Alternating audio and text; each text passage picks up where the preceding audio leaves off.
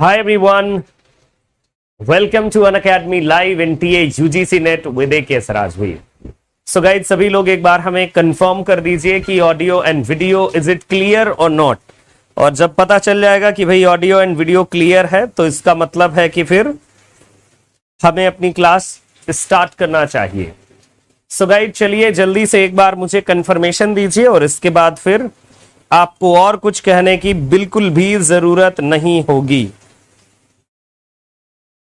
हाँ, good evening everyone. Divya, Shailesh, Priyanka, Soni, Sonam, Arjun, Jyoti, Sushmita, Anita, Akash, सभी लोग आ गए हैं भाई, क्या बात। तो सभी लोग जब आ ही गए हैं तो अब क्लास की बिगनिंग कर दी जाए, क्योंकि अब बिना किसी एड ब्रेक के, बिना किसी डिले के हमारी क्लास चलनी चाहिए। आपके कमेंट्स मैं कंटिन्यूअसली देखता रहूंगा क्योंकि कमेंट से मुझे ताकत मिलती है। सो गाइज, आप मुझे वॉच कर रहे हैं किस लिए? Today in today's session guys, I am going to discuss with you 2012 paper जो जून में हुआ था, and this is paper number 3rd, और इसको मैं एनालिसिस करूंगा with detail explanation. But before starting the main part of the class, I would like to inform something regarding Unacademy app and about me, guys. As you all are familiar, I am AKS Rajveer, and this is the qualification of your educator. I mean, qualification of me. And by the way, guys, on Unacademy platform, I'm a verified educator, a plus educator. And for upcoming UGC NET English exam, you can join my courses on wonderful platform that is Unacademy, guys. For joining my courses, you have to take Unacademy Plus subscription, and if you want to watch only free classes, so then no need to take subscription, guys. Just download Unacademy, the learning app, and you can enjoy all the classes by me and by the other educator as well on both the papers, paper 1 and paper 2, guys. These are the benefit of Plus course, and these are the benefit of Iconic courses. In Plus course, guys, you will get wonderful classes by best educator of India. You will get interactive classes. Interactive means a highly interactive classes. And structured courses. We are going to provide everything in series. Like unit 1, 2, 3, 4, 5, 6, 7, 8, 9, 10. All the units by a single educator. You can also check your knowledge by practicing different types of quizzes. These are the topic based quizzes, and other types of quizzes, I mean full length tests, are also there on Unacademy, the learning app. On Iconic subscription, you are going to get all these benefits. Then you are also going to get live mentorship, live doubt solving, and interview preparation. So these all are the benefit of Unacademy Plus courses. How to get these courses, guys? So just download Unacademy, the learning app, and click on Plus or Iconic. You can choose the subscription, and then you can choose the duration.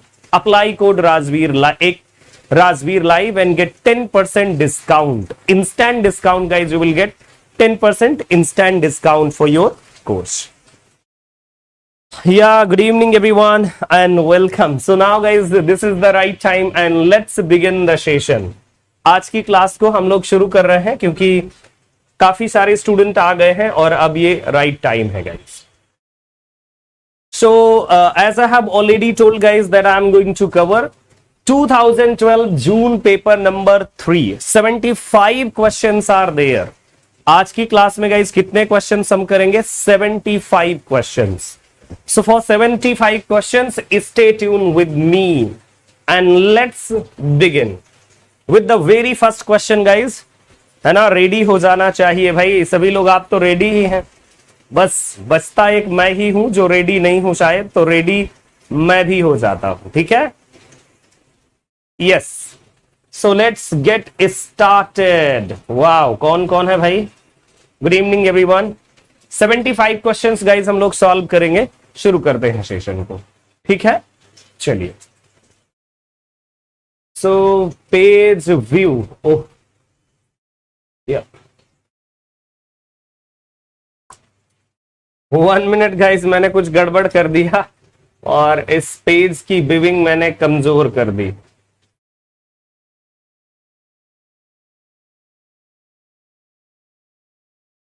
How to exit this one full screen? Wait guys, 1 minute please. ये कैसे Praveen exit होगा? ये actually में मैंने इसे 1 minute guys, please wait कीजिएगा थोड़ा सा.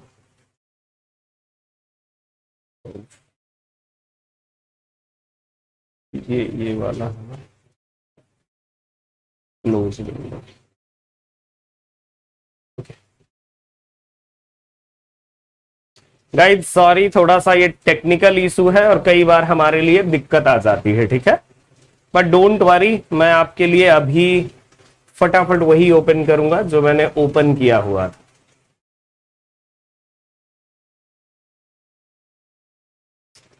कई बार बहुत सारी दिक्कत आती है, टेक्निकल इश्यूज, और टेक्निकल इश्यूज से मुझे फुल स्क्रीन करना है ये. तो आज मुझे प्रवीण सर से अपने मदद लेनी पड़ रही है. या चलिए ठीक है, इतने में हम मैनेज कर लेंगे. ठीक है, page view. Okay, so let's begin guys. थोड़ा सा टेक्निकल इशू था, आप लोग हंसने लगे ना. माइंड का योगा करने से पहले सब हंस लो. अच्छा, ये वाली बात है, मतलब मजे लेने शुरू हो गए कि हाँ गुरुजी फंस गए स्क्रीन में. आइए लेट्स बिगिन गाइस. और देखिए, in Ben Jonson's Volpone the animal imagery includes, जो वर्क है बेन जॉनसन का, and there what you can see animal imagery. तो एनिमल इमेजरी में क्या क्या चीजें आपको मिलने वाली हैं, प्लीज आप जल्दी से मुझे बताइए. ऑप्शंस आपके सामने हैं और बस थोड़ा सा मैं अपने लैपटॉप के कमेंट्स को सेट करने की कोशिश कर रहा हूं. नाकाम कोशिश जिसे बोलते हैं. Yes, so let's get started guys. The fox and the vulture, the fly and the cockroach, the fly and crow and the raven, the fox, the vulture and goat. Combination आपको चूज करना है please.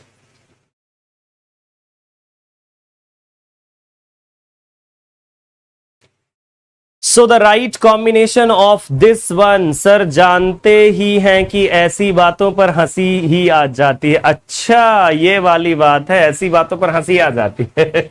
वो actually में मुझे पता लगा कि पता नहीं मैंने क्या कर दिया, फुल स्क्रीन हो गया. दैट वाज नॉट कि मैं कोशिश कर रहा था कि खत्म कर दूं, बट खत्म ही नहीं हो रहा था. मैंने फुल स्क्रीन के चक्कर में उसे कर दिया.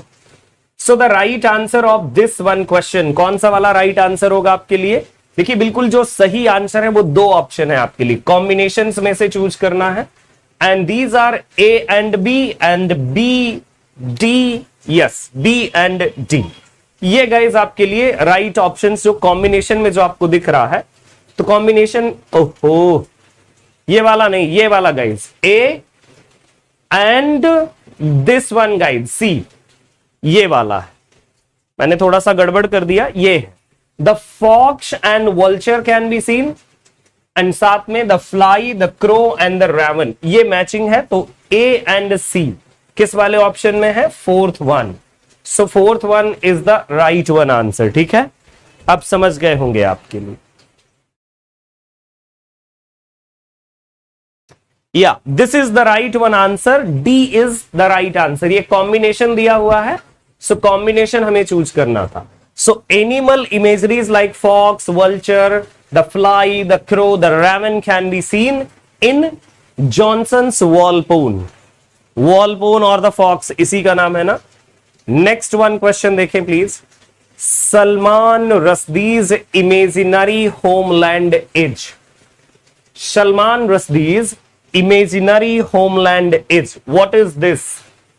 Discussion of imperialist assumptions, an essay that propounds an anti-essentialist view of place, an existential lament on triumphant colonialism, an orientalist description of his favorite homelands. Right answer guys. नहीं, अब नहीं होगी, डोंट वरी, वो हो जाती. Sir मैंने आपसे पूछा है कि 6 मंथ्स की कितनी फीस है. 6 मंथ के लिए आप अनअकैडमी चेक कर लीजिए. 10,440 रुपीज आफ्टर 10% डिस्काउंट आपको ये पे करनी पड़ती है. ठीक है, और बाकी फीस एंड ऑल ना पूछिए, चेक कर लीजिए, थोड़ा हाथों को कष्ट दीजिए, हमारी बच्चा पार्टी। इसका जो राइट आंसर है गाइस सेकंड वाले का कौन सा है? An essay that propounds an anti-essentialist view of place. This is the right answer. Salman Rushdie, the author of Midnight's Children. Midnight's Children. और गाइज आपको पता होना चाहिए Midnight's Children में कौन सी वाली टेक्निक अप्लाई की सलमान रश्दी ने?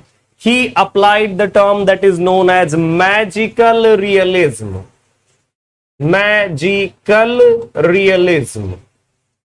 Okay?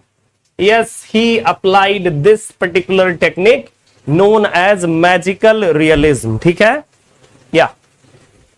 This is the right one answer. Next one देखें please. Identify the incorrect statement below, guys. BASIC was an experiment initiated by C.K. Ogden and I.A. Richard from 1926 about 1940. Expanded basic read broadly ascertained scientific international course. Basic English was an attempt to reduce the number of essential words to 850 while keeping to normal constructions. Basic failed as an experimental because its document were far too complicated and technical to understand.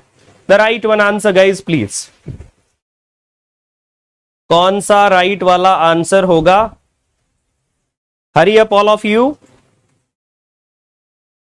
please.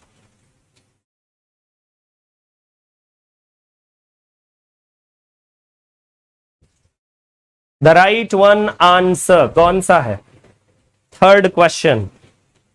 Wow, 3 का students answer कर रहे हैं भाई। दो देखिए, अगर यहां पर देखें हम लोग, सो द राइट कॉम्बिनेशन जो इसमें से करेक्ट होगा, इनकरेक्ट जो स्टेटमेंट है, ओके, करेक्ट स्टेटमेंट नहीं, इनकरेक्ट हमें देखना है। सो इनकरेक्ट वन स्टेटमेंट इसमें से 2 हैं। Expanded basic read broadly ascertained scientific international course, नहीं, this is not the right answer. ये by the way right answer है, ठीक है, ये वाला तो राइट आंसर है। And another one option, while keeping to normal constructions, basic failed as an experiment.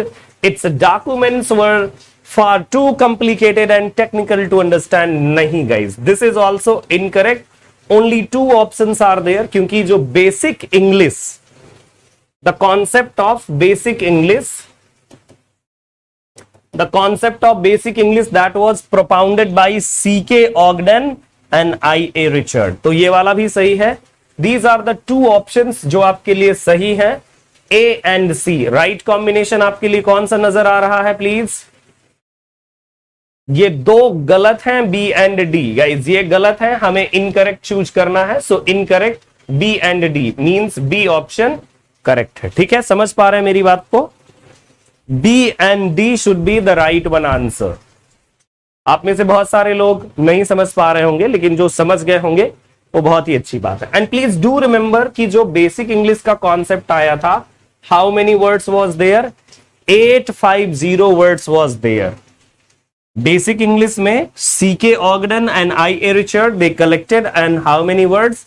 850। This was a programme, है ना? यस, करेक्ट नहीं करना, यही देखिए, करेक्ट और इनकरेक्ट चेक करना है। कमेंट बॉक्स में लिखा भी किसी ने कि मैंने जल्दीबाजी में करेक्ट किया। नो, इनकरेक्ट आपको चूज करना है।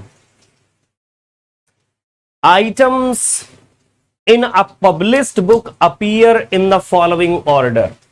जैसे कोई बुक है तो उसमें कैसे बुक्स में आपको किस ऑर्डर में चीजें नजर आती हैं? Index, copyright, page, bibliography, footnotes, जिस भी पैटर्न में नजर आते हैं। You have 4 options, go for it.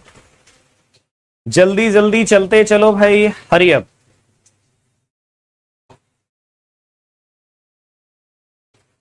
Good evening everyone. अभी तो बहुत सारे स्टूडेंट्स थे और एकदम से चले गए, क्या क्या बात है भाई? एकदम से बहुत सारे स्टूडेंट्स आए और चले गए। दैट्स ग्रेट गाइज, क्या बात। Okay, the right answer of this one question कौन सा हो सकता है आपके लिए? देखिए राइट आंसर जो है वो ये वाला है। First of all in a book what you will get, अगर इस ऑर्डर में देखें, अगर आपके पास कोई बुक हो so just pick up the book, और बुक में आपको ये ऑर्डर मिलेगा, ठीक है? यही वाला ऑर्डर आपको मिलने वाला है। फर्स्ट ऑफ ऑल आपकी बुक में नजर आएगा copyright, okay, copyright page, then उसमें footnotes, then bibliography, indexes last में इंक्लूड की जाती है ना? यस, या this is the right one answer. Copyright page, footnotes, bibliography and index, ये सारी चीजें आपको नजर आती हैं, ठीक है? नेक्स्ट वन क्वेश्चन आपके लिए देखिए प्लीज। मैच दी फॉलोइंग, आपको इसमें से मैच करना है and you have guys these 4 options. नीचे आपके देखिए ये कॉम्बिनेशन दिया है, सो कॉम्बिनेशन के अकॉर्डिंग आपको मैच करना है। Please go for it. मैं स्क्रीन से थोड़ा सा साइड हो जाता हूं, ज्यादा तो नहीं, अ लिटिल बिट साइड होना बहुत जरूरी है। इसलिए साइड होना जरूरी है ताकि आप लोग आराम से तो कर पाए ना।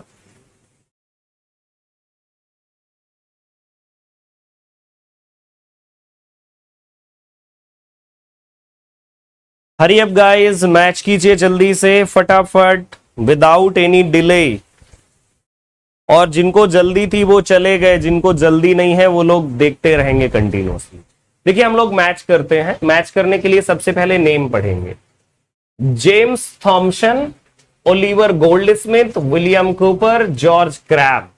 ये सब कैसे कैसे गाइस पोएट नजर आते हैं?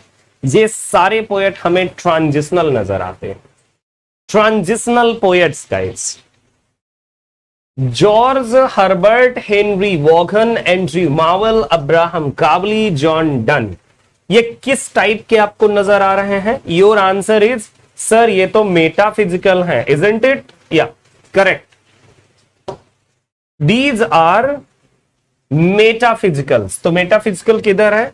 ऊपर साइड है metaphysical. Okay, now guys third one पर हम लोग आते हैं। देखिए Rupert Brooke, Wilfred Owen, war poet ना, Wilfred Owen, Siegfried Sassoon, Edmund Blunden, Robert Graves, these all are war poets. कहां पर है वॉर पोएट्स?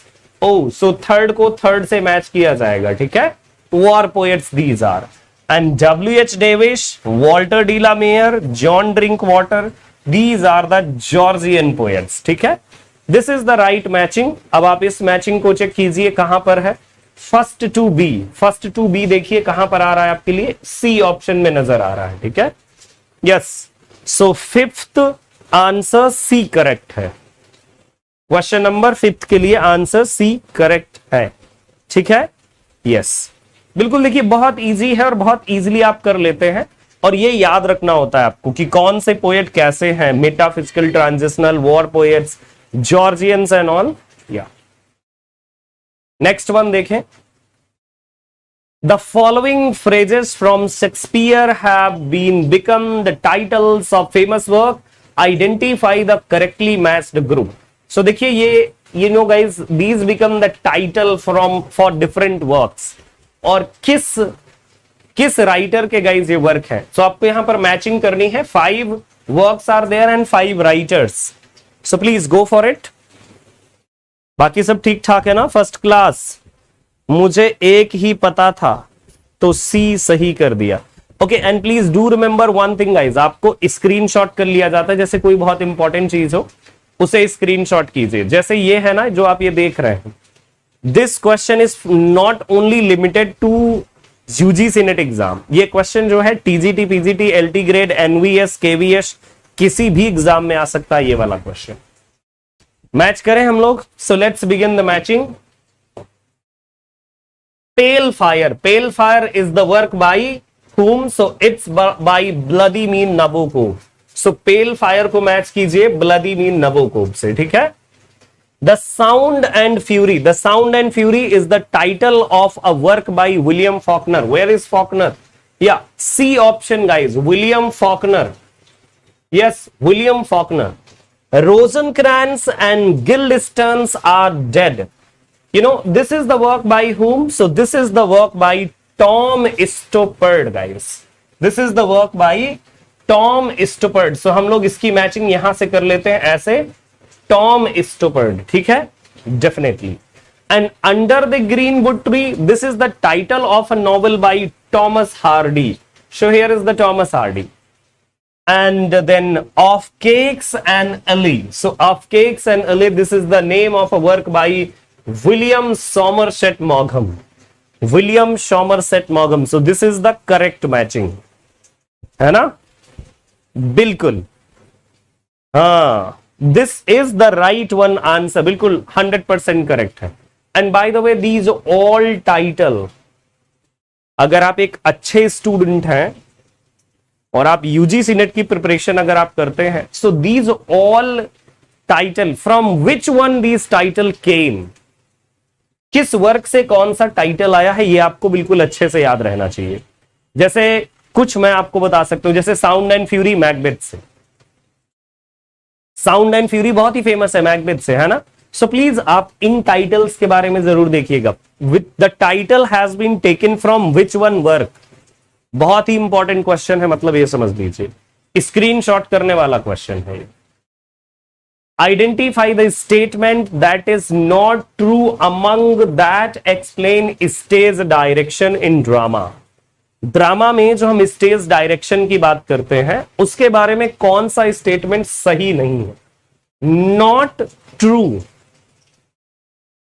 है ना, not true. You must remember guys.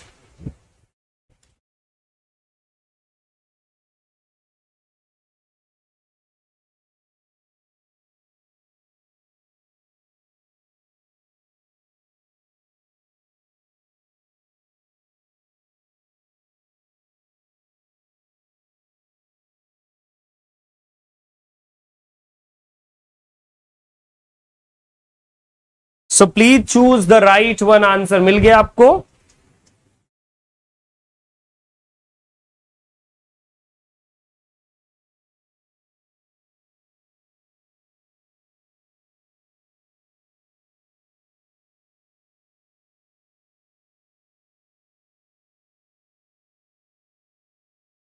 So the right one answer देखिए कौन सा stage direction के लिए सही नहीं है। देखिए, stage direction inform reader how to stage perform और इमेजिन द प्ले, बिल्कुल ये वाला तो सही है।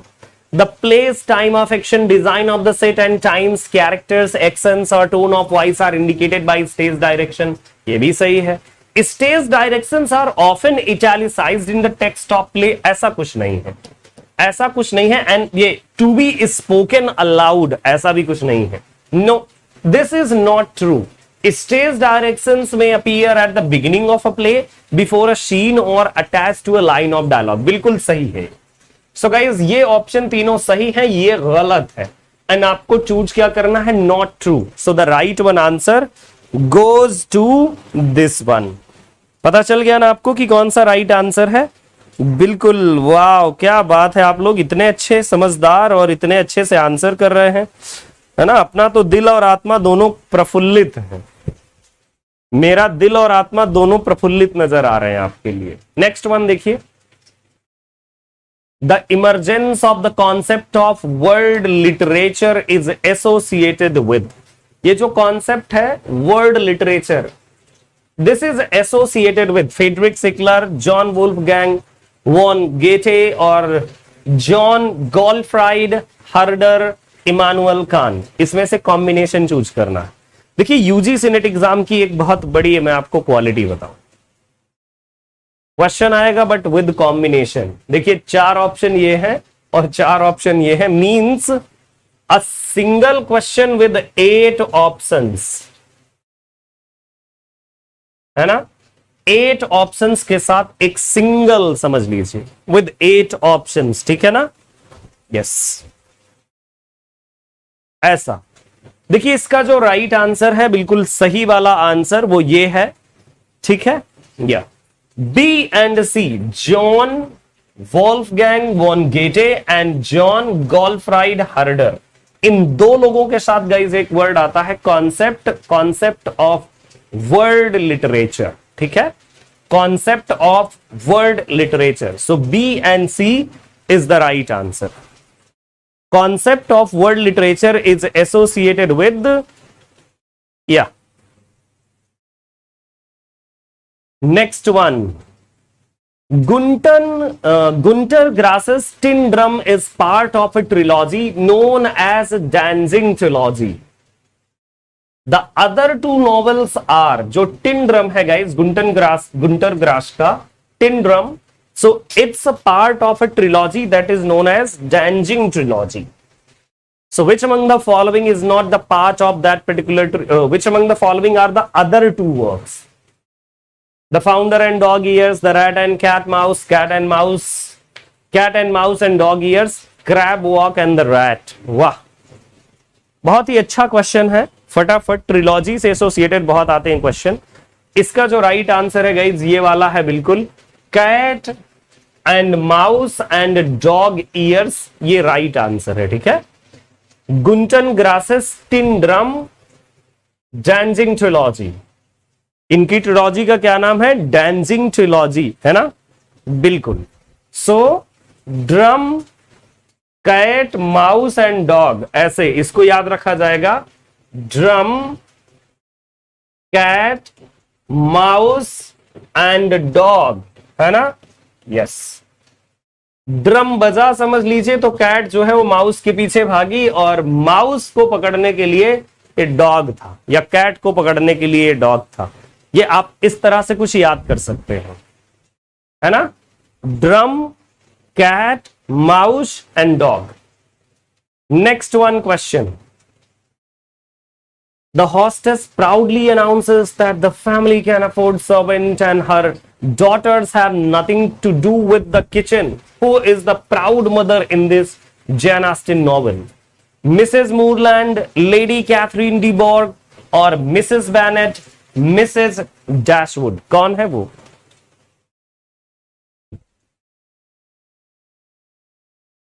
आपके लिए मैंने टेक्निक बताई है, मुस्कुराइए मत, है ना, बहुत मुस्कुरा रहे हैं तो टेक्निक बताई है मैंने आपके लिए। देखिए राइट आंसर इसमें से 10th नंबर का राइट आंसर कौन सा है?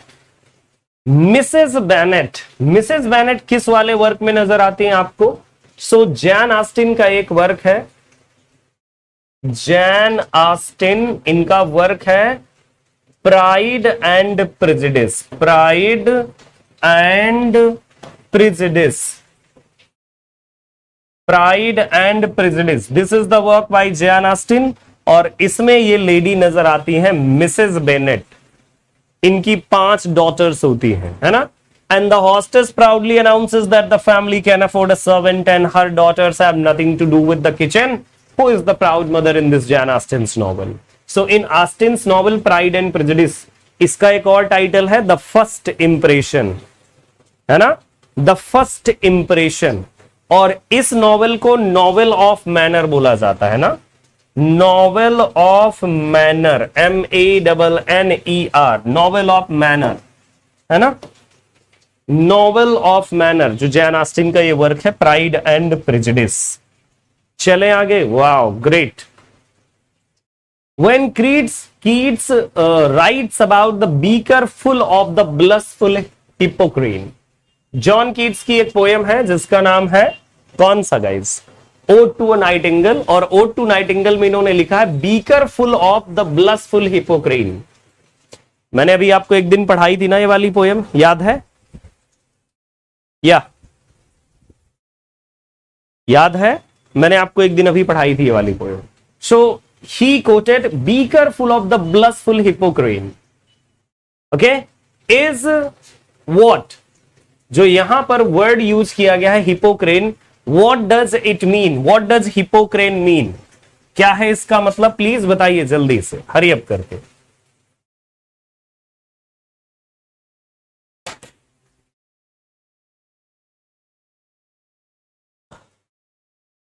So correct one answer, the right one answer of this one question,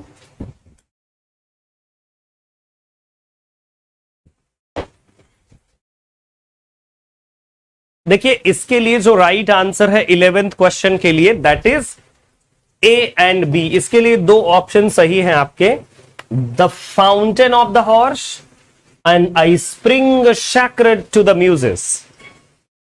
The fountain of the horse, I spring sacred to the muses. ठीक है, this is the right one answer. Next one question we have.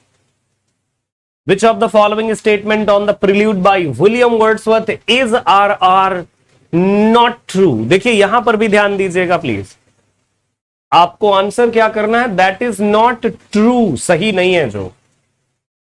Prelude was published posthumously.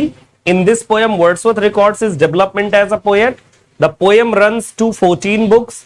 At crucial stages, the poet celebrates the sublime natural scenery in developing his spiritual, moral and imaginative nature. और देखिए fourth option भी है यहां पर, poems like Michael, Old Cumberland Beggar, She Dwelt Among the Untrodden Ways, Nutting, etc. are the highlights of this volume.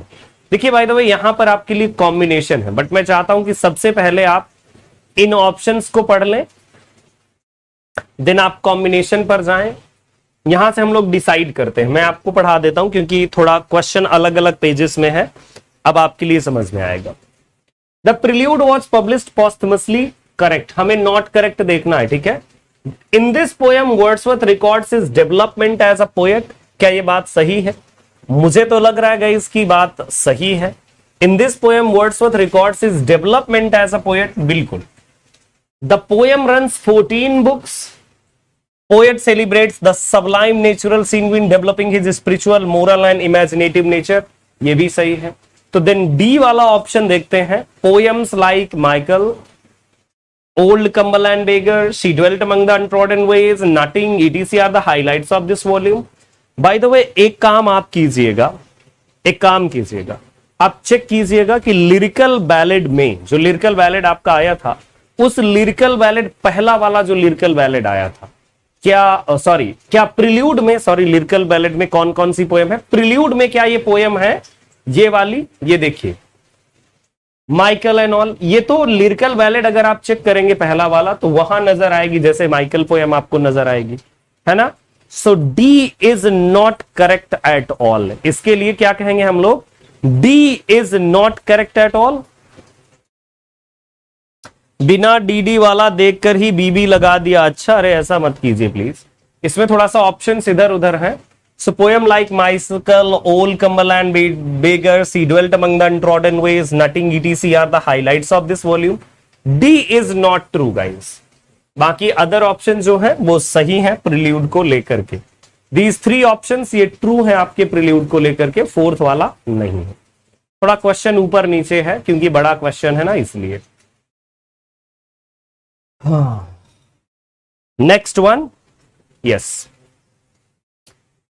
Assertion. At the end of Heart of Darkness, Marlowe tells a lie to the intended about Kurtz when he tells her the last word he pronounced was your name. Marlowe tells this lie because he is secretly in love with the intended and tells her what she wants to hear. 13 number का question है guys, और 13 number के इस question के लिए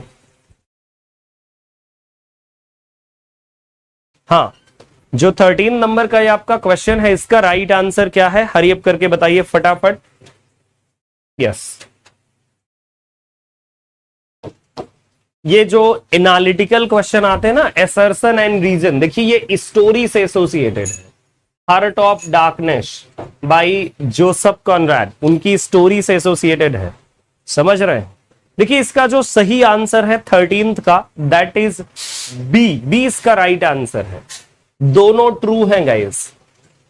eight the end of Heart of Darkness Marlow tells a lie to the intended about Kurtz. Yes, उसने झूठ बोला था, और उसने क्या कहा था, when he tells her the last word he pronounced was your name, उसने कहा कि मरते वक्त तुम्हारा नाम था उसके होठों पर. तो ये वाली बात झूठ थी. Marlow tells this lie because he is secretly in love with the intended. हाँ, मार्लो ये झूठ क्यों बोलता है, उसको उससे प्यार था. लेकिन एक्चुअली में अगर इन दोनों की बात कही जाए कि लास्ट वर्ड कैसे उसने प्रोनाउंस किया, ये अगर बात होती तो दोनों एक दूसरे का एक्सप्लेनेशन होते. But R is not the explanation. These 2 sentences are not associated with each other actually, है ना? Yeah, so B is the right answer. अगर देखें, both A and R are true, but R is not the correct explanation. Ear training in ELT is easily achieved by ear training. ELT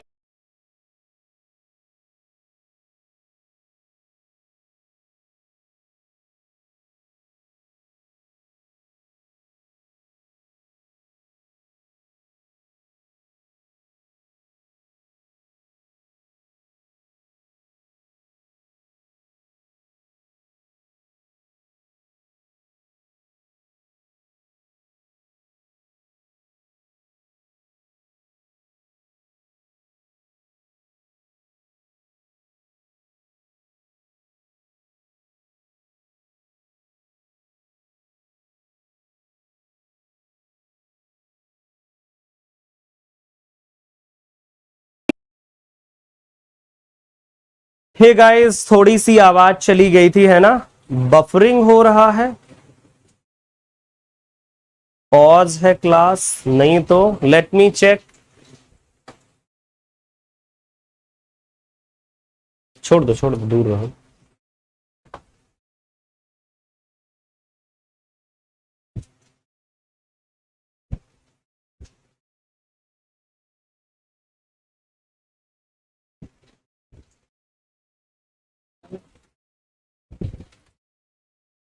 hey guys, क्या मैं अब live आ गया हूं? Welcome back.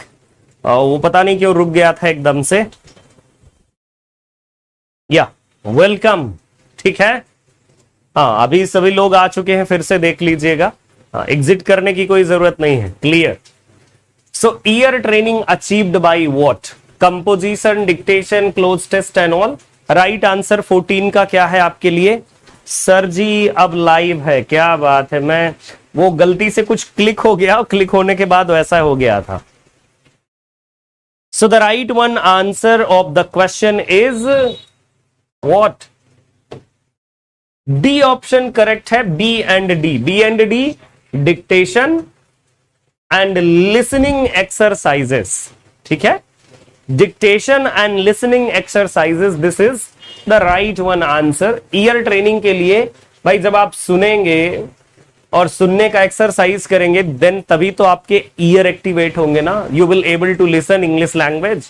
वैसे तो generally नहीं कर पाएंगे ना। This is William Shakespeare's Julius Caesar, Antony and Cleopatra and Coriolanus are based on. ये तो बहुत इजी क्वेश्चन है, ये टू इजी है। And this question has been asked in various exams including UGC NET, PGT and NVS and all. इसमें पूछा गया है।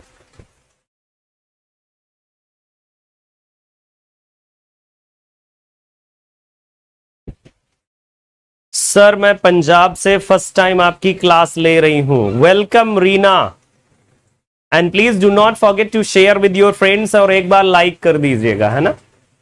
William Shakespeare, Julius Caesar, Antony and Cleopatra and Coriolanus are based on. ये किस पर based है? तो मैं आपको बता दूं, इसके लिए जो राइट आंसर है वो है डी, प्लूटार्क्स लाइव्स, है ना। यस, प्लूटार्क ने जो गाइस वर्क लिखा है लाइव्स, इसमें उन्होंने रोमन्स और ग्रीक्स के बारे में लिखा है ना। रोमन एंड ग्रीक्स के बारे में लिखा हुआ है। यस, अगर हॉलिंसेट क्रॉनिकल अगर वो England, Scotland, Denmark and all से एसोसिएटेड होता, सो देन हम उसे हॉलिंसेट क्रॉनिकल में समझते। These are the sources for Shakespeare's writing: Holinshed chronicle, folk tales and legends and older Roman plays and all, Plutarch's live, ये सारा कुछ source है। विलियम शेक्सपियर ने ओरिजिनल स्टोरी की बजाय इन्होंने दूसरी जगह से स्टोरीज को पिकड अप किया है। सही है ना सबके लिए? बिल्कुल सही। 15 का डी। हाँ, 16 number, the basic concept that creation was ordered, that every species exist in a hierarchy of status. The basic concept that creation was ordered, that every species exists in a hierarchy of status from God to the lowest creature, was prevalent in Renaissance. In this hierarchical continuum, man occupies the middle position between the animal kinds and the angels. This worldview is known as humanism, enlightenment, the great chain of being, or Calvinism. What is this?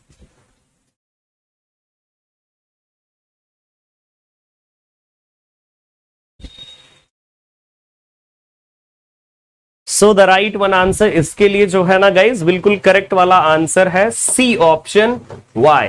This is known as the great chain of being. Great chain of being, उसमें God, Holy Ghost, और you can say holy creatures, animals, human being, plants, उन सबको serialised किया गया है.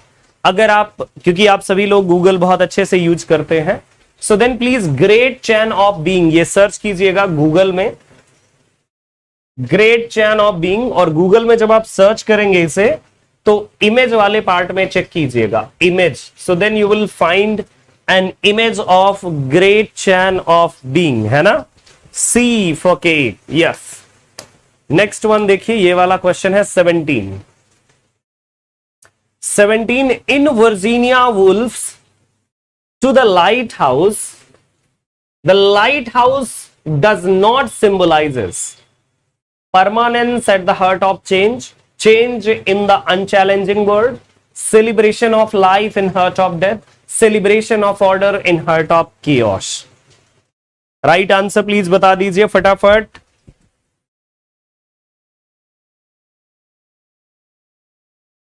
Sure Sonika, thank you कि आपने मुझे रिमाइंड करवा दिया, पानी वानी पी लीजिए. जैसे ही सोनिका आपने बोला ना कि पानी वानी पी लीजिए, मुझे याद आ गया वो रन में जो कॉमेडी है ना, पानी पी लीजिए पानी. देवदास में ऐसे नाटक बहुत देखे हैं.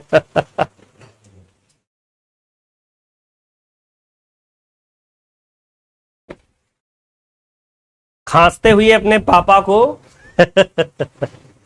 वो बोलता है. 17 नंबर का क्वेश्चन, इसका राइट आंसर क्या है गाइड? 17 का जो आंसर है, change in the unchanging word, not symbolize. Symbolize नहीं, नॉट सिंबलाइज, यही सिंबलाइज नहीं करता. बाकी permanence at the heart of change, सब कुछ चेंज हुआ, but this one lighthouse that was not changed at all. Celebration of life in heart of death, सब कुछ खत्म हो रहा है, बट ये लाइट हाउस वैसे ही है, उन मौतों के बीच में भी वैसे ही खड़ा हुआ है. Celebration of order in the heart of chaos, everything is changing but the light house that is on the same place. But change in the unchanging word, unchanging word है ही नहीं, the word was changing. Now guys you can सी, एक बड़ा सा question है, देखिए.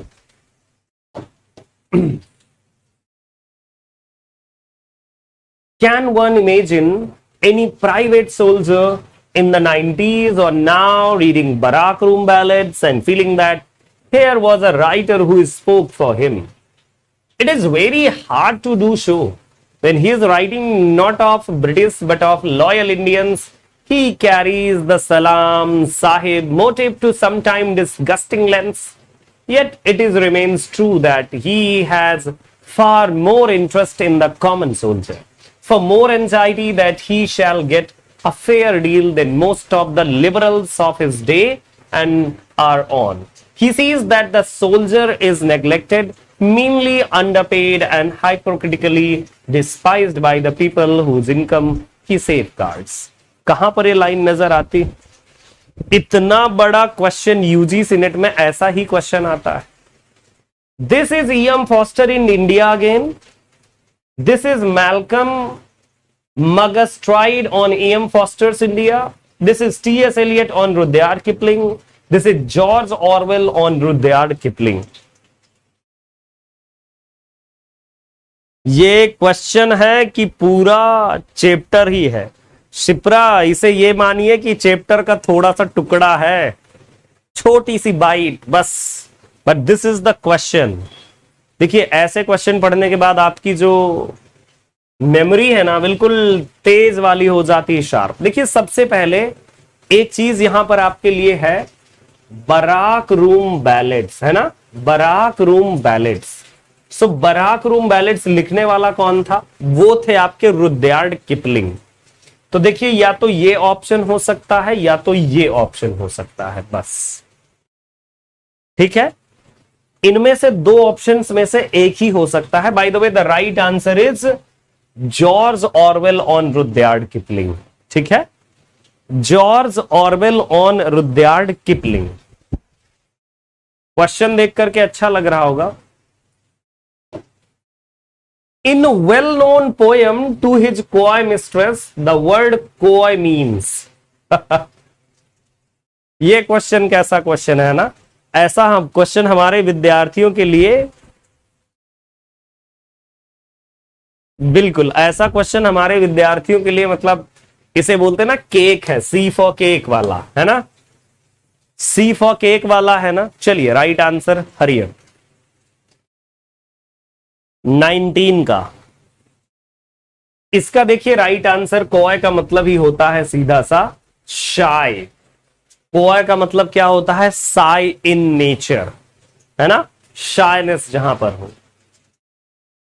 From the following list identify back formation.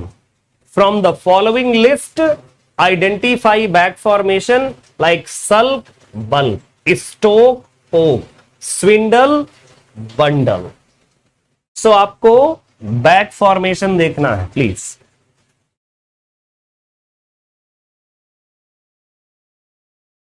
From the following list identify back formation. 20, question number 20।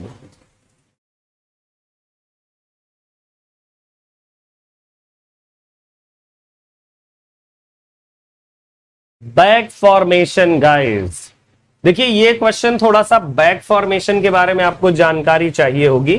Back formation के लिए आपको लिंग्विस्टिक वाला पार्ट थोड़ा पढ़ना होगा, है ना। यस, मेरा नेट खत्म हो गया है रीना, कोई नहीं, दोबारा से नेट ले आइए। इसके लिए देखिए जो राइट आंसर है 20 का वो है D, bulk, pock, bundle. Got it? Bulk, pock and bundle. This is you know guys bye the way back formation. ये आपका बैक फॉर्मेशन में आता है ना। यस, इसके लिए आपको याद रखना पड़ेगा और बैक फॉर्मेशन सबसे पहले इसको पढ़ना है। गूगल पर देखिए, चेक कीजिएगा what does back formation mean. हाँ, थोड़ा बड़ा कॉन्सेप्ट है, नहीं मैं जरूर समझा देता। It blurs distinctions among literary, non literary and cultural text, showing how all three intercirculate, share in and mutually constitute each other. What does it in this statement stand for? Marxism, structuralism, formalism, new historicism. Right answer की तरफ चलिए फटाफट करके। या yes, answer D perhaps नहीं, बिल्कुल सही answer है डी ही है।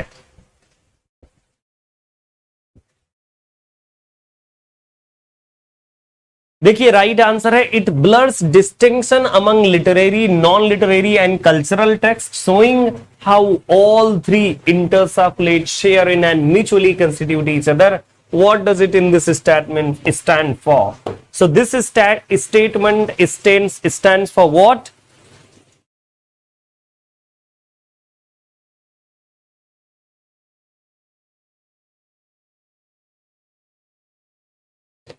So the right answer is new historicism. New historicism. This is the right one answer, guys. है ना? Each other. What does it, the statement stand for? So it stands for new historicism. क्योंकि क्या होता है कि बस समझ लीजिए, bloods distinction among literary, non literary and cultural text.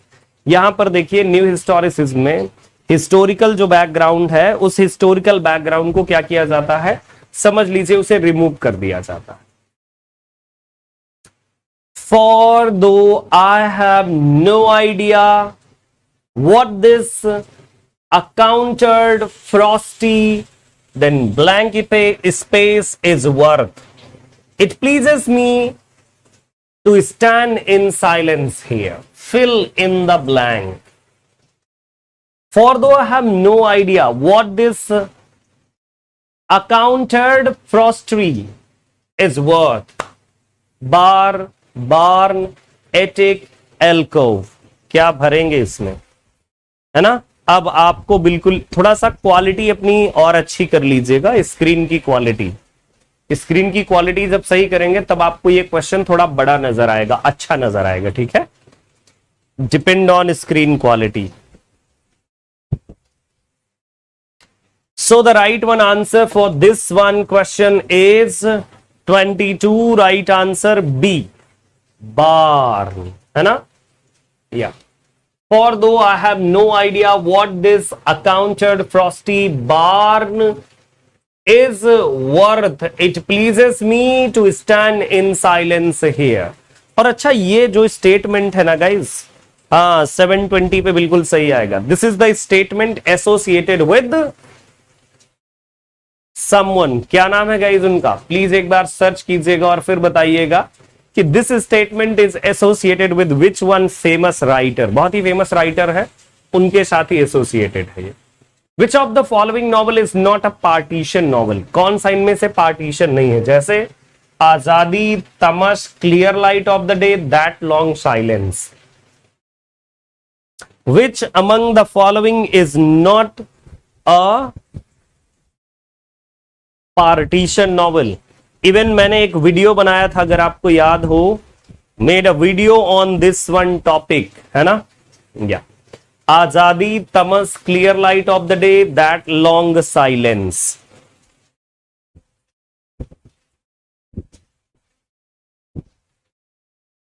देखिए इसका जो राइट आंसर है वो है कौन सा वाला? That long silence. This is not a partition novel. By the way, Azadi, Tamas, clear light of the day, these three all are partition novel. Partition novel का मतलब समझते हैं? Talking about the partition of India, India versus Pakistan का जो ये पार्टीशन हुआ था, that is the basic theme. Backend में आपको बेसिक थीम यही नजर आती है पार्टीशन नॉवल में। मैंने एक वीडियो भी बनाया था और ऑन दैट वीडियो मैंने पूरे के पूरे पार्टीशन नॉवेल्स यूट्यूब में ही पढ़ा होगा गाइस, पार्टीशन नॉवल वाला। एग्जाम में आपके काफी क्वेश्चन आ जाता है इससे। Of the following character which one does not belong to the house, a house for Mister Biswas? Raghu, Ralph Singh, Dehuti, Tara.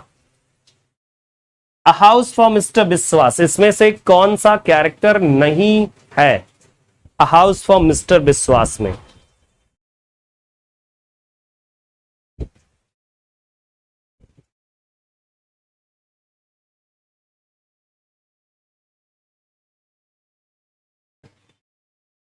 The right one answer guys 24। सो 24 का राइट आंसर देखिए, जो वर्क है ना हाउस फॉर मिस्टर विश्वास, उसमें आपको रघु, देहुती, तारा, ये तीनों कैरेक्टर आपको नजर आते हैं, ठीक है?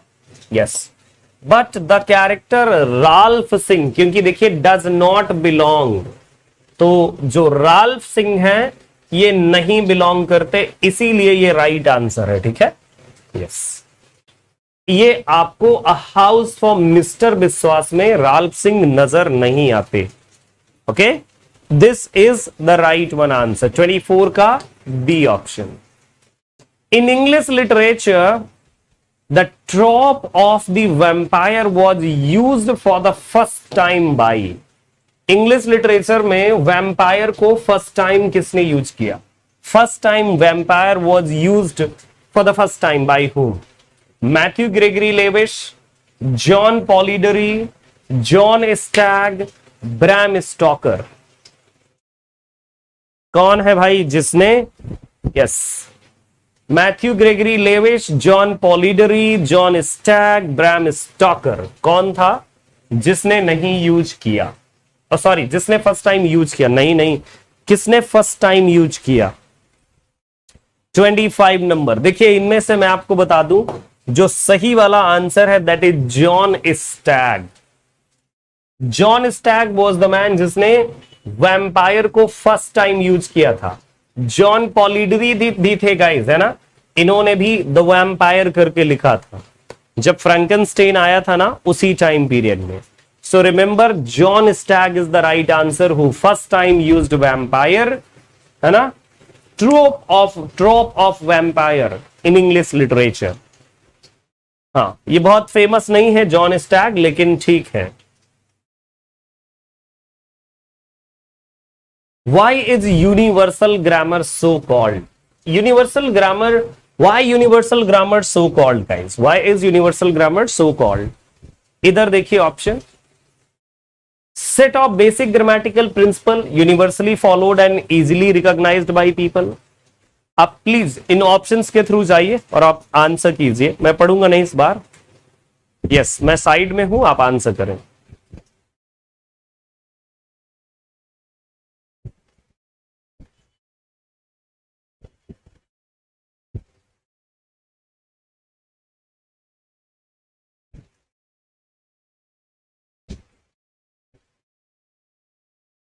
ट्वेंटी सिक्स राइट आंसर है गाइज इसके लिए। देखिए ये वाला सही आंसर है, B option. It is a set of basic grammatical principles assumed to be fundamental to all natural language, क्योंकि यूनिवर्सल का मतलब है सब जगह, है ना। Yes, it is set of basic grammatical principles assumed to be fundamental to all natural languages, ठीक है, all natural languages, that is, this is the universal grammar। यानी कि हर एक लैंग्वेज में यूनिवर्सल ग्रामर का कॉन्सेप्ट हमें ऐसा नजर आता है। बिल्कुल करेक्ट धर्मेंद्र, बिल्कुल सही आंसर है आपका। Identify the novel with the wrong subtitle listed below. इनमें से जो नॉवल आपके लिए दिए गए हैं, कौन सा रॉन्ग सबटाइटल के साथ है? Middlemarch, study of provincial life, Tess of d'Urbervilles, a pure woman, the mayor of Casterbridge, a man of character, Felix Holt, the socialist. कौन सा गाइस लिस्टेड बिलो जो है that is not correctly matched, है ना। Wrong subtitle का मतलब वही हुआ ना,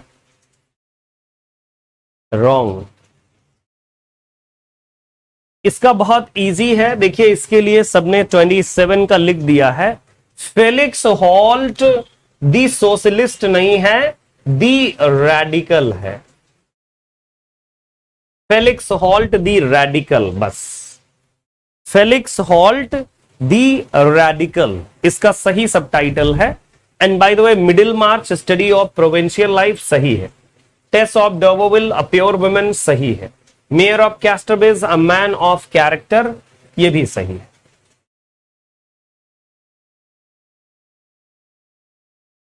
now you have a matching question, और इस मैचिंग क्वेश्चन में देखिए टू लिस्ट आर देयर, और यहां पर देखिए राइटर्स के नेम है, and here you can see the name of their works. Match कीजिए फटाफट।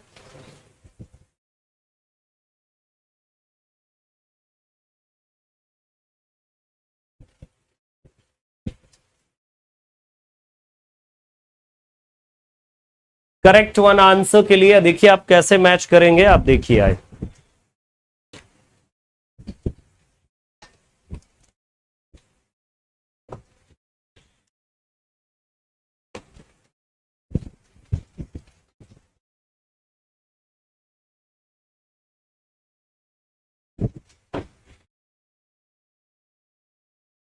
डेविड मिलाओ, पैट्रिक वाइट, पीटर कैरी, है ना।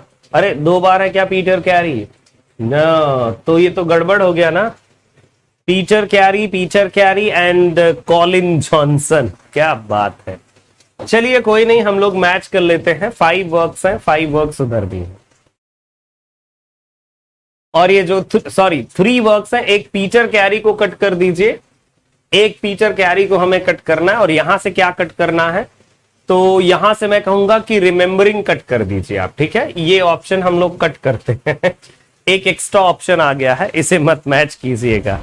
Okay, so the right one answer, देखिए सबसे पहले हम लोग देख लेते हैं कौन सा वाला सही आंसर है। बिल्कुल देखिए 28 में से हम सबसे पहले मैच कर लेते हैं डेविड मलाउफ को गाइस, जब डेविड मलाउफ को तो हम लोग मैच करेंगे बी के साथ, Wild Cat Falling, David Malouf है ना। 1 2 C option. 1 minute please guys. 28 या डेविड मलाउफ, हाँ सही तो है, David Malouf Wild Cat Falling. Then Patrick White का गाइस कौन सा वाला वर्क है? देखिए जो पैट्रिक वाइट ने जो वर्क लिखा है उसका क्या नाम है? फटाफट आपको क्या पता है इसके बारे में? The history of Kelly gang, remembering Babylon, the solid Mandla. I think guys इसके लिए बिल्कुल जो सही आंसर होना चाहिए वो होना चाहिए पैट्रिक वाइट का सॉलिड मंडला ना, है ना? यस, 28 का सी आपने डायरेक्टली देखिए चूज किया स्टूडेंट्स ने, ये वाला option. So first to B हो गया डेविड मलाउफ। सेकेंड की अगर मैं बात करूं, second to C remembering Babylon, no it's solid mandala guys, है ना? बिल्कुल। Peter Carey and Colin Johnson. So Peter Carey का कौन सा गाइज वर्क है? मैं ही भूल गया हूं क्या? एक्चुअली मैं David Malouf, Patrick White, Peter Carey, Colin Johnson. Okay 1 minute के लिए guys. Peter Carey, the true history of Kelly gang. Okay, C option guys सही होना चाहिए, तो 1 का बी है अगर, तो ये हो गया ऑप्शन। पैट्रिक वाइट वाला कौन सा है? थोड़ा सा मेरी मेमोरी लॉस्ट हो रही है क्योंकि पैट्रिक वाइट ने सॉलिड मंडला लिखा हुआ है और यहां पर जो मैचिंग में दिखा रहा है सेकेंड टू सी, सेकेंड को सी से कैसे मैच किया जाएगा? नहीं, रिमेंबरिंग बेबीलोन है ही नहीं है। रिमेंबरिंग बेबीलोन की अगर मैं बात करूं, यस, थोड़ा सा प्लीज मेरी हेल्प कर सकते हैं आप अगर आप चाहें, क्योंकि डेविड मलाउफ रिमेंबरिंग बेबीलोन। 1 मिनट के लिए प्लीज, 1 मिनट के लिए, थोड़ा सा मैं इसमें कंफ्यूज हो गया हूं। Remembering Babylon,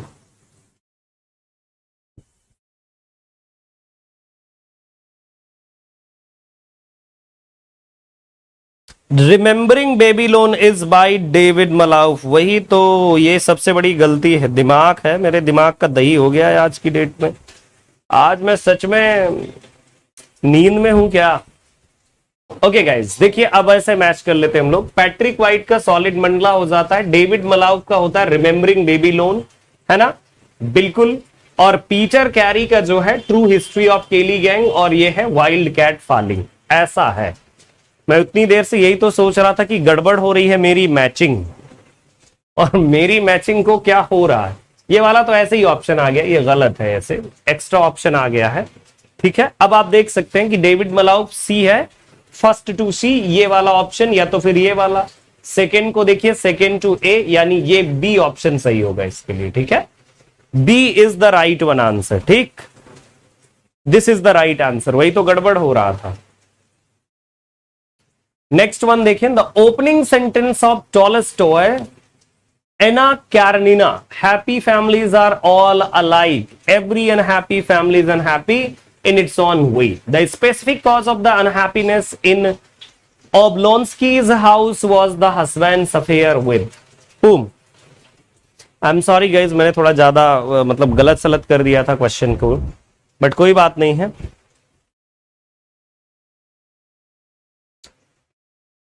the opening sentence, तो 29 का राइट आंसर कौन सा है? 29 का गाइज राइट आंसर है। आपको ये तो पता था कि फ्रेंच वाला गवर्नेंस के साथ इसका चक्कर था। A French governance is the right one answer, है ना? Leo Tolstoy, War and Peace इनका बहुत ही फेमस है।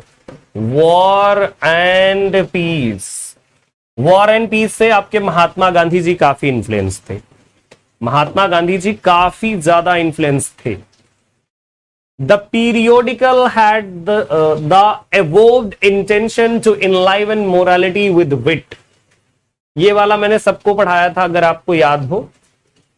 To bring philosophy out of closets, libraries and all। 30 का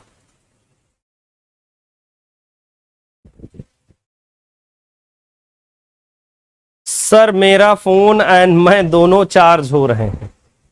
आप में भी चार्जिंग लगती है क्या? मुझे पहली बार पता चल रहा है कि अब ह्यूमन बीइंग भी चार्ज होने लगे हैं। सोनिका, आपका वाला कौन सा चार्जर है भाई, बता दीजिएगा हमें भी, क्योंकि हमारी भी बैटरी कभी कभार जब लो होती तो हम भी चार्ज करने के बारे में सोच लें। गजब का मजाक है भाई, है ना? बट ठीक है, टेक योर टाइम सोनिका, आराम कीजिए, एंजॉय कीजिए। राइट आंसर इसके लिए है कौन सा वाला? स्पेक्टेटर, है ना? 1711 स्पेक्टेटर, याद आया? या स्पेक्टेटर। 75 क्वेश्चन हैं आज, आप दिल थाम के बैठिएगा, बहुत क्वेश्चन लेकर आया हूं ना। Assertion Tam O'Shanter by John Clare is about the experience of an ordinary human being and become quite popular during that time.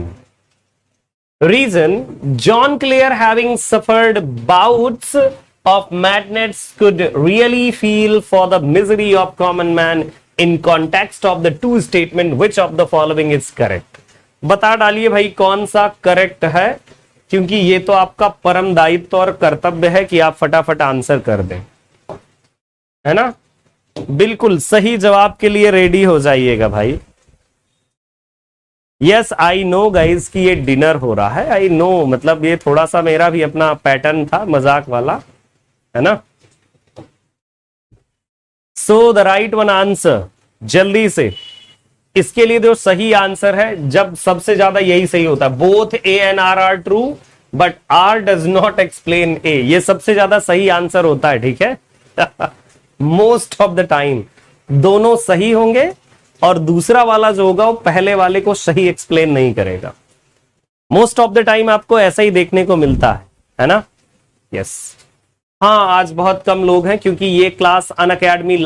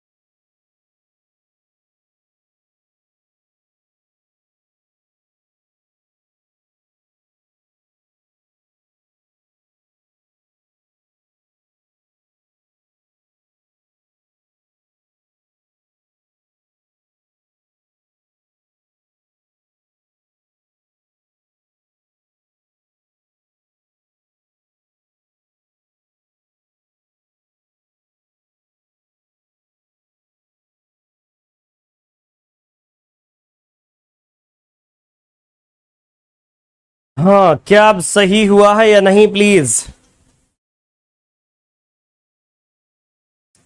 Yes guys, so the right one answer इसके लिए प्लीज जल्दी से बता दीजिए। 732 वाला थोड़ा सा स्टक हो गया था, बट डोंट वरी, फिर से सही हो गया। ये पता नहीं क्यों स्टकिंग चल रही थी।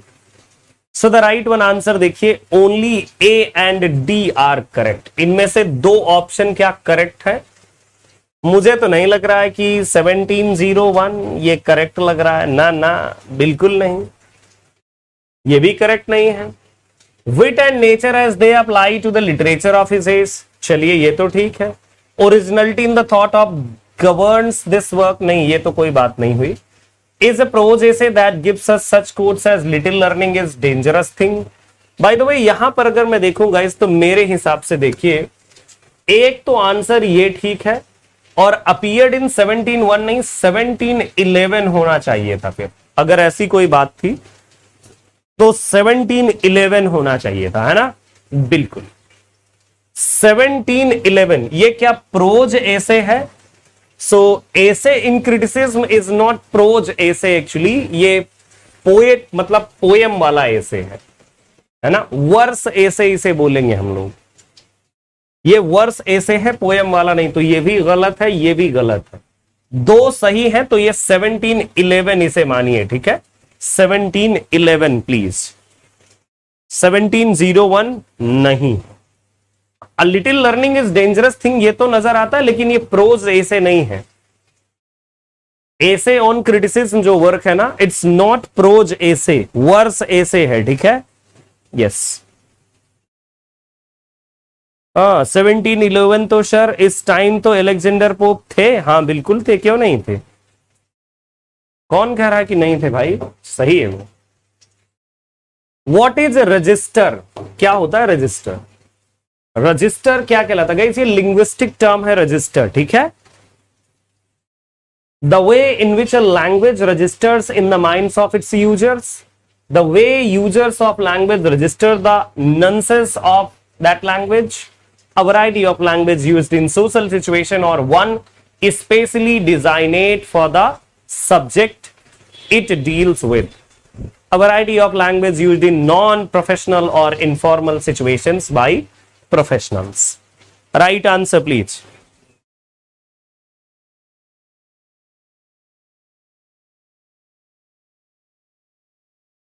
राइट आंसर है इसके लिए a variety of language. Register का मतलब होता है used in social situation, one specially designed for the subject it deals with, है ना। सोसाइटी में हम कई बार कुछ कोड वर्ड यूज कर लेते हैं, कोड लैंग्वेज, उसी को हम लोग क्या बोलते हैं, रजिस्टर, ठीक है। या Jeremy Collier's short view of the immorality and profaneness of English stage attacked the practice of mixing tragic and comic themes in Shakespeare's plays, the bawdiness of low character in Shakespeare's plays, the coarseness and ugliness of Restoration theatre, irreligious themes and irrelevant attitude in plays of the 17th century. Jeremy Collier, guys, immorality and short view of the immorality and profaneness of English stage. याद आ रहा है कुछ? वैसे याद आना चाहिए थोड़ा थोड़ा, ज्यादा आए ना आए, बट थोड़ा सा तो याद आ ही सकता है।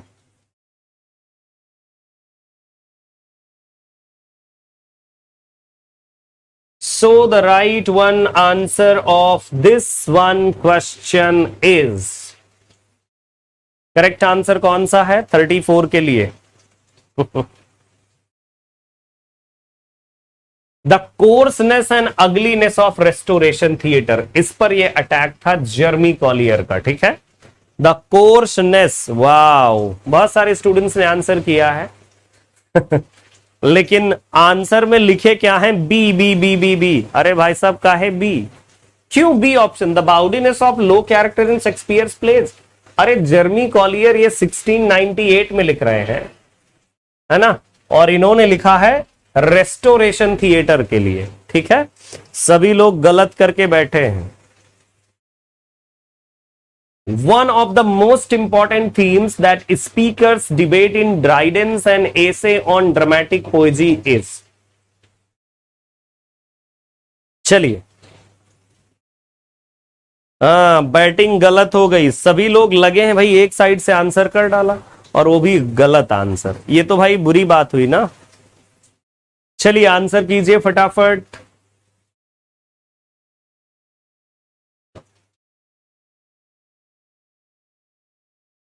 One of the most important themes the speakers debate in Dryden's essay on dramatic poesy, देखते हैं क्या है। European and non European perception of reality, नहीं, यूरोपियन नॉन यूरोपियन नहीं है। English and non English perception of reality, non English का मतलब कोई भी हो सकता है, ये भी नहीं। The relative merits of French and English theatre, ये बात तो सही लग रही है। The relative merits of French and English poetry, बिल्कुल गलत है। करेक्ट आंसर है सी ऑप्शन, ठीक है। C should be the right one answer. Identify the correct matched pair, इनमें से मैच्ड पेयर को देखिए। Amitav Ghosh, all about H Hatterr, Anita Desai, inheritance of loss, Shashi Deshpande, a bend in Ganges, Salman Rushdie, the enchantress of Florence. Correct वाला answer देखिए, सलमान रश्दी के दो दो question. एक टाइम था जब सलमान रश्दी को एग्जाम में बहुत पूछा जाता था, बहुत ही ज्यादा पूछा जाता था गाइड सलमान रश्दी को। यहां पर देखिए जो राइट आंसर है वो सलमान रश्दी ही है, और ये बात आप भी जानते हैं, आपसे कुछ कहना नहीं है और आपसे कुछ छुपा भी नहीं है। छुपा है? कुछ भी नहीं छुपा है भाई। The right one answer is Salman Rushdie's entrance of Florence. This is correctly matched. D. इसके बाद आगे आइएगा, match the following correctly. Author and expressions और यू कैन से टर्म्स। आज भी ये एग्जाम में आपके पूछे जाते हैं, ठीक है, ये इंपॉर्टेंट है और आज भी आपके एग्जाम में ये पूछे जाते हैं, like langue and parole, competence and performance. ये है गाइज आइकॉनिक था शायद, ये इयोनिक नहीं है बट आइकॉनिक टाइप है, एंड इंडेक्सिकल, रीडरली एंड राइटरली। ये गाइज थोड़ा सा मुझे लगता है आइकॉनिक साइड है, आइकॉन टाइप है ना, आइकॉन जो होता है ना, ICON, ये थोड़ा सा गड़बड़ लिखा हुआ है, आइकॉनिक है ये, ठीक है। Readerly and writerly, right answer कीजिए फटाफट। मैच किया आपने, देखिए लैंग एंड पैरोल तो Ferdinand de Saussure, competence and performance Noam Chomsky, iconic and indexical it's by CS Pierre, readerly and writerly it's by Roland Barthes, ठीक है। सही सही वाली मैचिंग, डी को डी से मैच कर डाला हम लोगों ने। सो ए को सी से मैच कीजिए, ए को सी से मैच करना, फर्स्ट को सी से मैच कीजिए, दो ऑप्शन में नजर आ रहा है। सेकेंड को ए से मैच करना है तो सेकेंड वाला ए से मैच कीजिए, ये वाला सही लग रहा है, बी ऑप्शन सही है ना, B option the right one answer. क्या बात है, आप लोग कितने समझदार हो गए हैं। फिर से मैच कर लीजिए, जोआ कोंगवा, MG है ना, स्काइली, अर्नोल्ड, चलिए मैच कीजिए भाई। अब तो इस बार तो मैच ही ना हो पा रहा होगा ना, इस बार तो गड़बड़ हो गया मामला सर, पता नहीं कहां से नाम आ गए।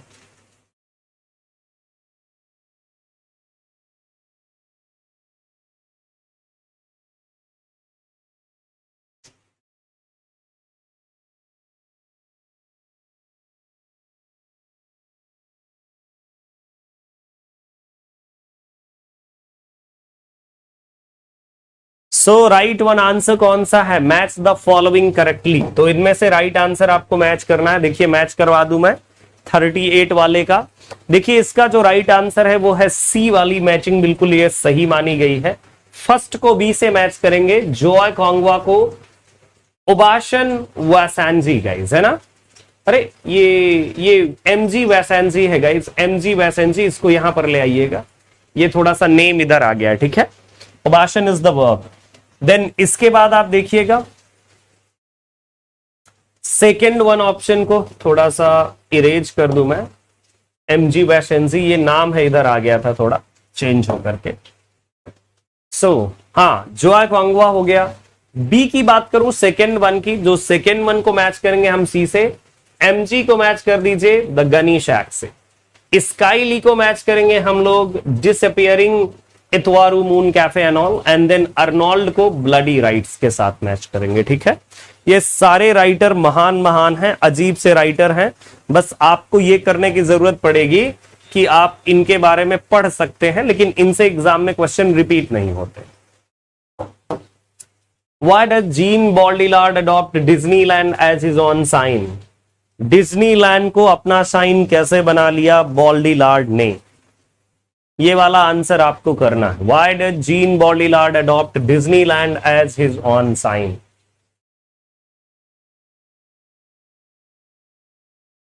देखिए ऐसे क्वेश्चन बिल्कुल भी नहीं रिपीट होते हैं, जैसे ये क्वेश्चन है 39 वाला आपका, ऐसे क्वेश्चन बिल्कुल रिपीट नहीं होते।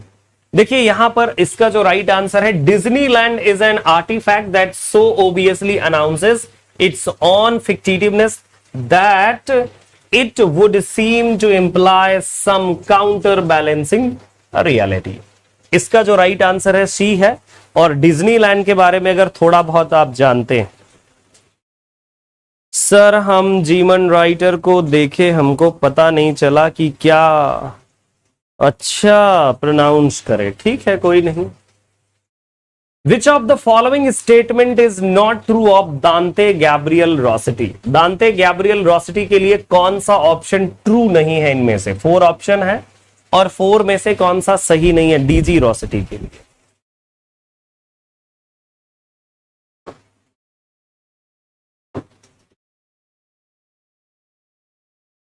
चलिए जल्दी जल्दी आंसर कीजिएगा फटाफट।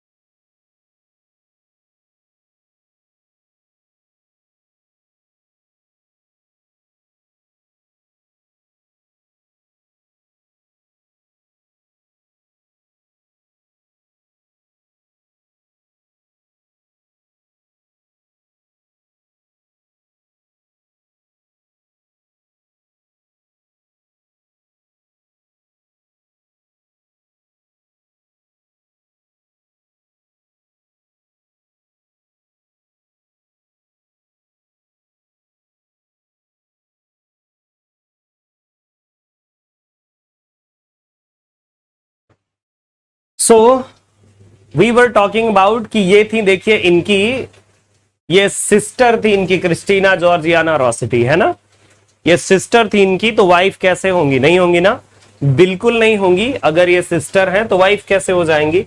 यही वाला इनकरेक्ट है और यही सही है, बाकी सारे करेक्ट हैं। And you must remember guys कि इस बार के पेपर, ये जो पेपर है 2012 वाला, आप ये देख रहे हैं इसमें सब इनकरेक्ट पूछा गया।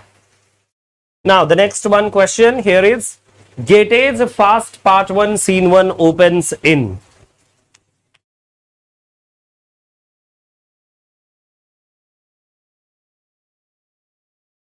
The right answer is कौन सा वाला है? 41। इसका जो राइट आंसर है वो है फॉस्ट की स्टडी रूम में ओपन होता है। Goethe's Faust appear opens in Faust study room, है ना? जो पढ़ाई वाला कमरा है उसी में। Next one, it is there single mind sized skulls और अ ट्रेन्ड बॉडी और जीनियस और a nest full of brats gives their days this bullet and automatic purpose. Process. In the above lines, what does there refer to and what quality of there does the poet speak of? गजब guys. See the question, और अभी ये नहीं समझ में आ रहा है कि ये कहां से आया है ना? नहीं समझ में आ रहा है ना सच में? चलिए पढ़िए थोड़ा सा, मे बी कि समझ में आए कि कहां से क्वेश्चन है।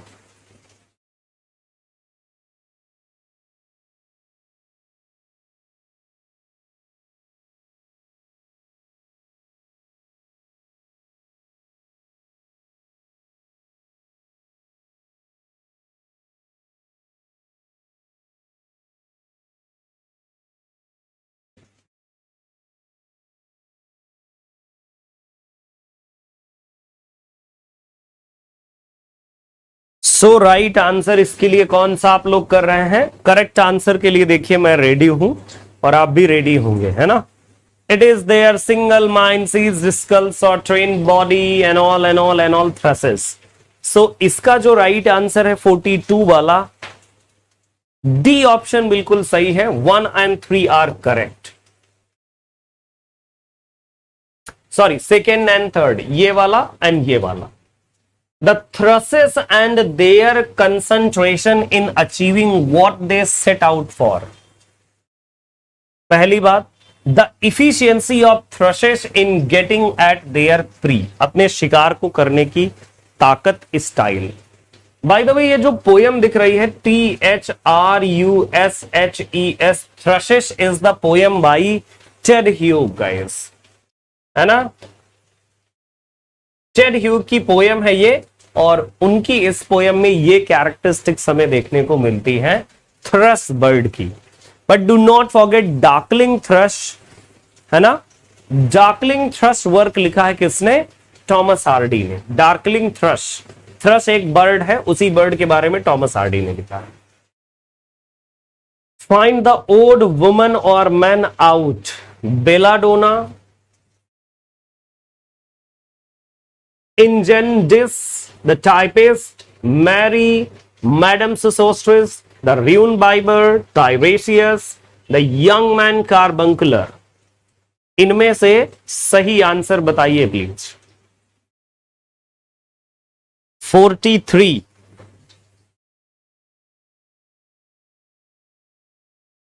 बिल्कुल सही आंसर। हमको तो थर्ड वाला रॉन्ग लगा। लगने से क्या होगा? Ted Hughes husband of Sylvia Plath. हाँ, बात सही है। Ted Hughes the husband of Sylvia Plath.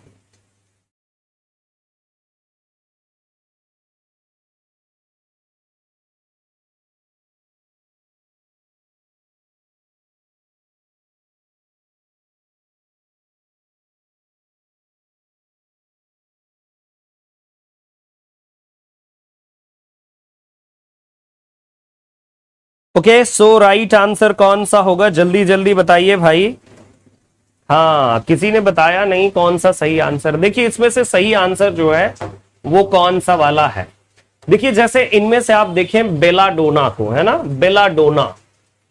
तो बेलाडोना जो है ये एक कैरेक्टर है जो यूनक है ना।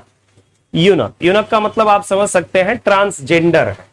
मैडम सोसोस्ट्रिस की अगर बात किया जाए तो मैडम सोसोस्ट्रिस की क्वालिटीज भी ट्रांसजेंडर वाली है। टाइरेसियस तो यूनिवर्सल ट्रांसजेंडर है, सभी जानते हैं इसके लिए। र्यून बाइबर जो यहां पर ये जो टर्म है, ये जो नजर आ रहा है, ये सही आंसर है। ये मतलब समझ लीजिए ऑड है। क्यों? र्यून बाइबर एक पोयम है चर्च गोइंग, चर्च गोइंग, जिसको लिखा है फिलिप लार्किन ने। फिलिप लार्किन ने लिखा है इस पोयम को, और इसमें उन्होंने एक वर्ड यूज किया है र्यून बाइबर। इसका मतलब होता है पीने वाला, ड्रिंक करने वाला। ठीक है, यस, पीने वाला या ज्यादा ड्रिंक करने वाला, that is known as ruin bibber. उसके लिए यूज किया है फिलिप लार्किन ने चर्च गोइंग पोयम में। Wilkie कॉलिंस's novel The Moonstone tells the story of a detective exploits in Victorian England, a doctor's adventure in Middle Eastern suburb, a fabulous yellow diamond stolen from an Indian shrine, illegal mining of diamonds in Eastern UP during British rule. Right answer कौन सा है? Wilkie Collins novel The Moonstone tells the story of।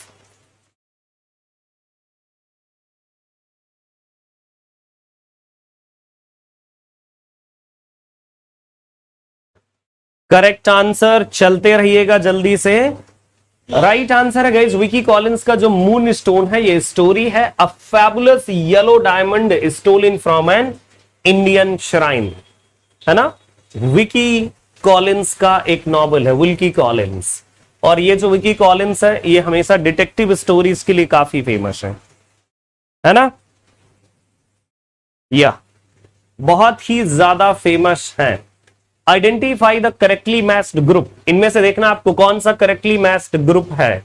देखिए, because I could not stop for death, O Captain my Captain, two road diverged in wood, so much depends upon. सही answer बता दीजिए भाई, जल्दी जल्दी वाला। सर मेरा modern age काफी वीक है। पढ़ोगे तब ना, बातें बहुत करते हैं आप लोग। कमेंट बॉक्स पूरा भर भर के बातों से फुल रहता है। वर्क के बारे में बताइए, जो नॉलेज जो आपको मिलता है उस नॉलेज के बारे में बात कीजिए, है ना। फालतू की बात कर चलते हैं आप लोग कमेंट बॉक्स में। हमेशा मतलब सेंटर्ड रहिए ना, जैसे आए थोड़ी थोड़ी बातें बीच में हंसी मजाक कीजिए, लिमिट वाला। Because I could not stop for death, ये किसका है गाइस? Sylvia Plath. कहां पर sorry, Emily Dickinson, not Sylvia Plath. O Captain, my Captain, ये हैं आपके Walt Whitman. Two roads diverged in wood, तो ये हैं आपके रॉबर्ट फ्रॉस्ट भैया। सो मच डिपेंड्स अपॉन, तो विलियम कार्लोस विलियम्स। मैचिंग हो गई आपकी, सही मैचिंग देख लीजिएगा, यही वाला राइट आंसर है, ठीक है। यस, बिल्कुल सही वाला ये आंसर है। और इसके अलावा आप यहां से अगर चाहें तो 45 की जो करेक्ट मैचिंग है उस करेक्ट मैचिंग को आप चूज कर सकते हैं। इनमें से मुझे लगता है कि बी होगा 1C, 1 को C से मैच किया गया है, ये बी ऑप्शन है, इसमें भी मैचिंग है लेकिन, है ना। या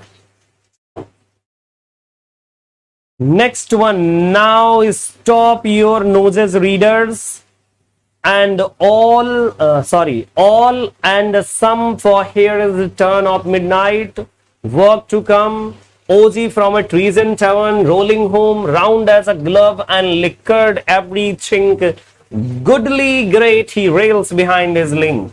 The above passage from Absalom and Achitophel link means. What does link means? यहां पर एक वर्ड यूज किया गया है लिंक, है ना। His link, behind his ring, link.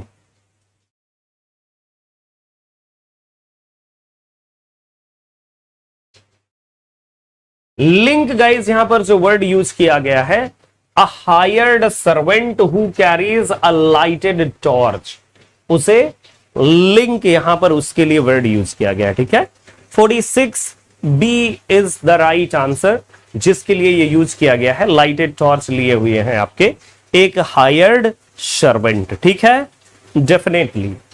इसके बाद देखिए नेक्स्ट वन क्वेश्चन है, which among the following is not a typical Indian English poem by Nissim Ezekiel? How the English lesson ended, the railway clerk, goodbye party for miss Pushpa TS, the patriot. इसका right answer क्या है? Typical Indian English poem by Ezekiel. 47।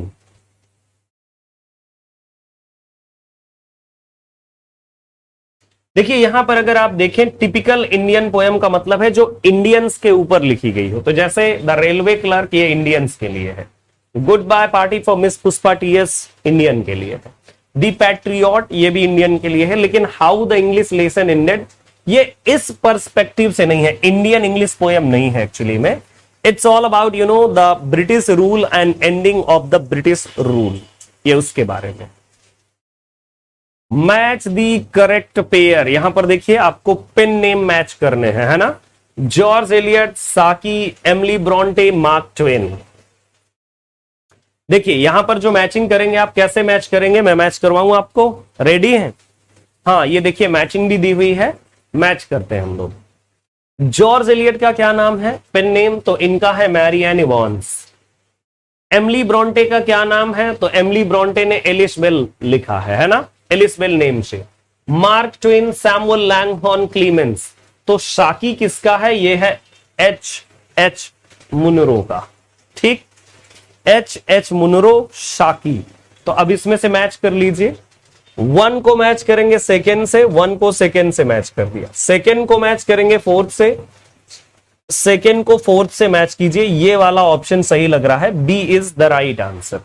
48 का B बिल्कुल सही जवाब है आपके लिए, है ना, बिल्कुल। And 49, in canto 17 of the Inferno the monster Geryon represents, क्योंकि जो वर्क है इनका दांते का, गाइस जो वर्क है दांते का डिवाइन कॉमेडी, इसमें आंसर कीजिए आप। दांते ही रोट अ वर्क जिसका नाम है डिवाइन कॉमेडी, डिवाइन कॉमेडी इनके वर्क का नाम है ना।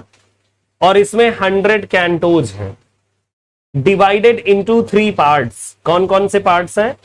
एक का नाम है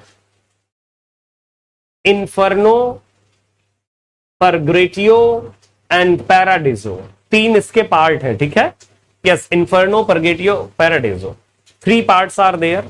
तो 17 जो पार्ट है उसमें एक मॉन्स्टर नजर आएगा, गैयोन, GERYON, गैयोन। सो ये क्या रिप्रेजेंट करता है प्लीज? इसका आंसर है फ्रॉड को रिप्रेजेंट करने वाला ये एक जो मॉन्स्टर है, represents fraud. And next one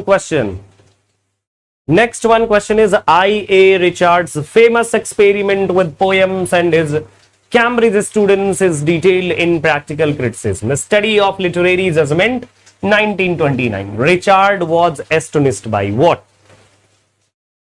50 question पर हम लोग पहुंच गए हैं, है ना. और इसके बाद मैं ऑफ कर देता हूं इस क्लास को, अच्छा लगेगा सबको भी. सो 50 का जो राइट आंसर है वो कौन सा है? या A is the right answer guys, है ना. The poor quality of students stock responses, है ना. स्टॉक रिस्पॉन्सेस में क्या देखने को मिलता है कि अजीब अजीब से रिस्पॉन्सेस आए थे स्टूडेंट्स के, और I.A. रिचर्ड ने ये जो देखा तो देख करके हैरान थे. बाय द वे मैं आपको बता दूं गाइस कि अभी क्वेश्चन आपके जो बचे हैं वो है 25, है ना. 25 more questions are there in the paper. लेकिन मैं इस क्लास को यहीं पर स्टॉप करूंगा, है ना. क्यों? क्योंकि एनर्जी लेवल भी और काफी ज्यादा टाइम भी हो गया है. 1.5 आवर्स से ज्यादा हमने स्पेंड कर लिया. सो वुड लाइक टू से guys thank you so much.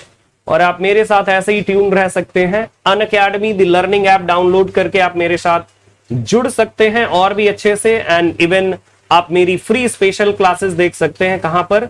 Unacademy the learning app पर. अनअकैडमी पर गाइस मैं 9 PM क्लास लिया करता हूं. सो आपको कैसे मेरी क्लास का नोटिफिकेशन मिलेगा? Download Unacademy the learning app and follow me there. और अगर आपसे कोड पूछे फॉर फ्री स्पेशल क्लासेस तो Rajveer live, the code is running on your screen. ये जो कोड रन कर रहा है ना, सो यस राजवीर लाइव से यूज कीजिएगा और आप फिर मेरी क्लासेस को देख पाएंगे. And if you want to join paid courses for UGC NET and SET exams, so then you all are most welcome. You can join my course on Unacademy by applying code Rajveer Live, and these are the charges of the courses. ये सारे charges दिए हुए हैं. And would like to से guys thank you so much और good night बोलूंगा आप सभी के लिए. फिर से मिलेंगे हम लोग और तब तक के लिए नमस्कार, है ना. या नहीं 75 नहीं करेंगे, अब टाइम ज्यादा हो रहा है ना. So thank you so much. Bye guys and take care. और अपना ख्याल रखिए, अपनों का ख्याल रखिए, खुश रहिए और मस्त रहिए और हमेशा लर्न करते रहिए क्योंकि बहुत जरूरी है लर्निंग. ठीक है. सो बाय गाइज, टेक केयर. जय हिंद, जय भारत से let's crack it with Unacademy.